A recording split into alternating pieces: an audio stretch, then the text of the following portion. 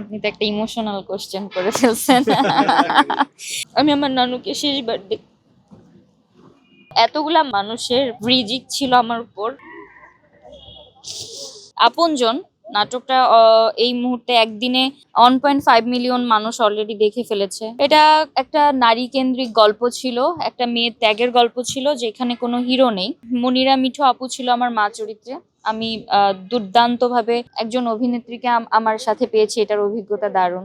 আর নারী কেন্দ্রিক একটা গল্পকে দর্শক এত ভালোভাবে অ্যাকসেপ্ট করেছে, এটা তো অবশ্যই দারুণ। কিন্তু এই কাজ করতে যে আমার কিছু থাকে না, যে ধরেন যেই কাজে আমি অনেক বেশি সফলতা পাই বা দর্শক প্রিয়তা পাই, ওখানে আমার কিছু ত্যাগ থাকে।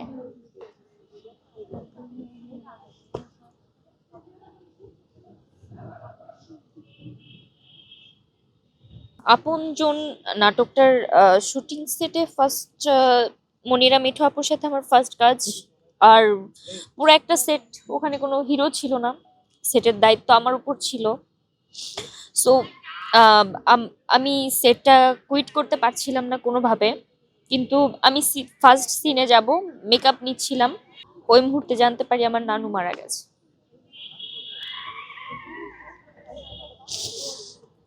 আহ, কিন্তু ওখানে এমন সিচুয়েশন যে আমি এখান থেকে যে আসলে দেখতে পারবো না, কারণ ঢাকা থেকে যেতে যেতে আর ওনাকে রাখার সম্ভব না, কারণ ওনার ব্রেন টিউমার ছিল। তো তো ব্লাড হয়ে ফেটে গেছিল, খুব বাজে অবস্থা ছিল। তো আব্বু আম্মু বারবারই বলছিল যে তুমি এখন এসে দেখতে পারবে না, কিন্তু তুমি রওনা করো। তো আমি এদিকে চিন্তা করছিলাম যে কি করব, এখানে পুরো একটা সেট আমার দায়িত্ব। হয়তো বা আমার থেকে উপরের কেউ থাকলে, কোনো হিরো থাকলে বা গার্জিয়ান থাকলে উনি সেটের সিদ্ধান্ত নিতেন। তো এতগুলা মানুষের রিজিক ছিল আমার উপর।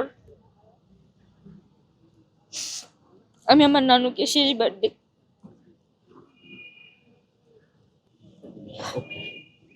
আমি আমি ওখানে একটা সিন আছে, লাশের সিন, আমার মা মারা যায়। এই লাশের সিনটা যখন আমি করতেছি, জাস্ট তারা 5 মিনিট আগে আমি শেষবার ভিডিও কলে দেখতে পারছিলাম।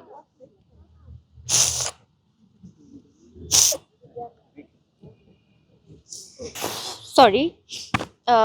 এখন মানুষ হয়তো কাজটা দেখছে, ভালোবাসছে, তবে কাজের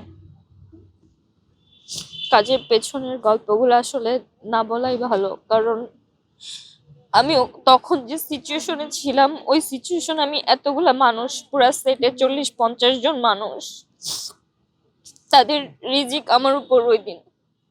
আমি কোনোভাবে বলতে পারি নাই যে আমার দাদা নানা দাদু কেউ নেই,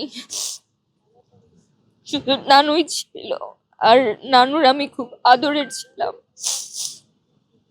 আমার উপর কেউ কেউ রেগে নেই, না আমার আব্বু আম্মু, না, কারণ আমার পরিবারের সবাই জানে আমি আমার নানুকে কতটুকু ভালোবাসতাম। আমি 1 মাস আগেও নানুকে দেখার জন্য বাড়িতে ছুটে গেছিলাম, কিন্তু আমার ভাগ্যে হয়তো ছিল না, তাই শেষবার দেখতে পারি নাই। কিন্তু এটাই যে আমি সেদিন